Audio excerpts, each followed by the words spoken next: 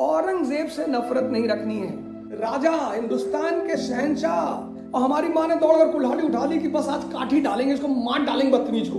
इतनी डिप्लोमेटिक तो हमारी माँ है। सबसे मजेदार बात, जब जानना ही है तो फिर सबके बारे में जानो। अपने दिमाग को जिंदा करो, खुद को बचाओ, अपने कौम को बचाओ, समाज को बचाओ, देश को बचाओ।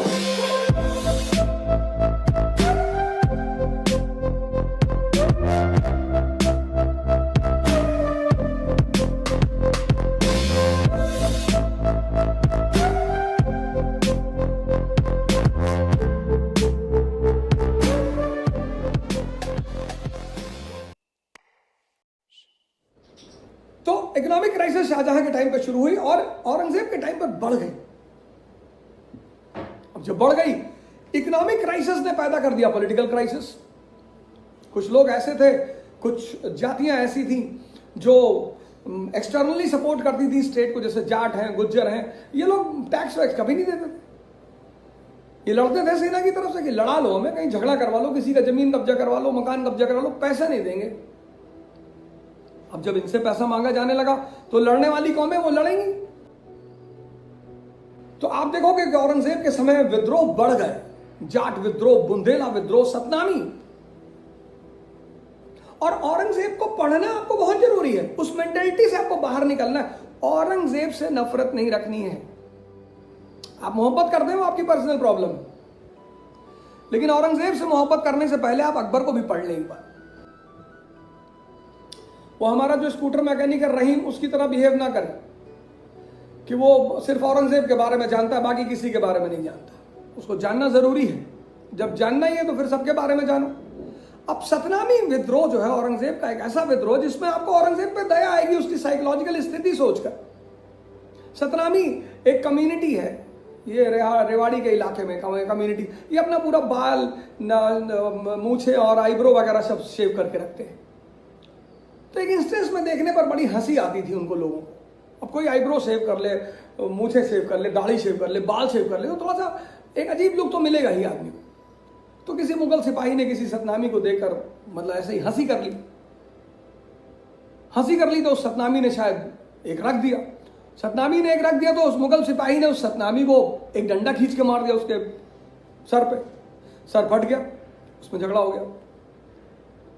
अब तुम राजा हो, इतने बड़े शहंशाह हो, इतना तो हमारे घर की माएं समझती हैं डिप्लोमेसी।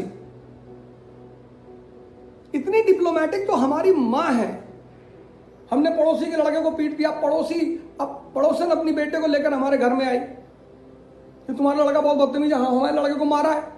और हमारी मां ने दौड़कर कुल्हाड़ी उठा ली कि बस आज काठी डालेंगे इसको, मार डालेंगे बदतमीज को। और हमारी पड़ोसन ने ही हमको बचाया। क्या रहे बहन जी, रहने दे बहन जी।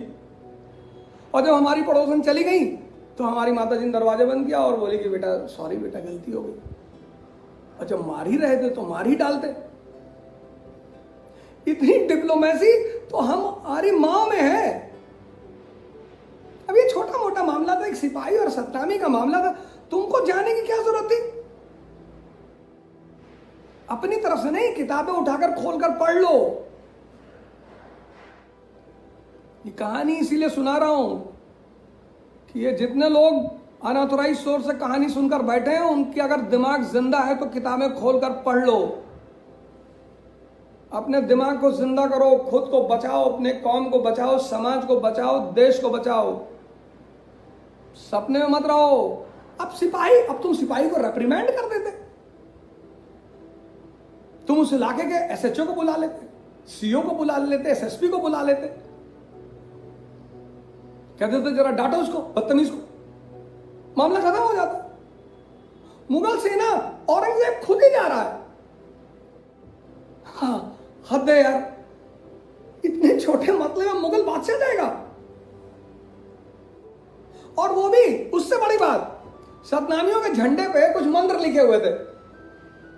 सबसे मजेदार बात, सतनामियों के झंडे पे कुछ मंत्र लिखे हुए थे कि भाई कुछ मंत्र की शक्ति उनको मिलेगी जिससे मुगल सेना से लड़ सके। तो भाई ने अपने झंडे पे कुरान की आयतें लिखाई। अरे बच्चों जैसी हरकतें कर रहे हो। मुगल बादशाह हो तुम, राजा, हिंदुस्तान के शहंशाह, जिले इलाही। ये सतनामी विद्रोह। सतनामी SATNAMI पढ़ना। आज विकिपीडिया पे डाल के, जिनके पास किताबें नहीं विकिपीडिया में मोबाइल तो रखे ही हो ना, डाल के पढ़ो सतनामी विद्रोह।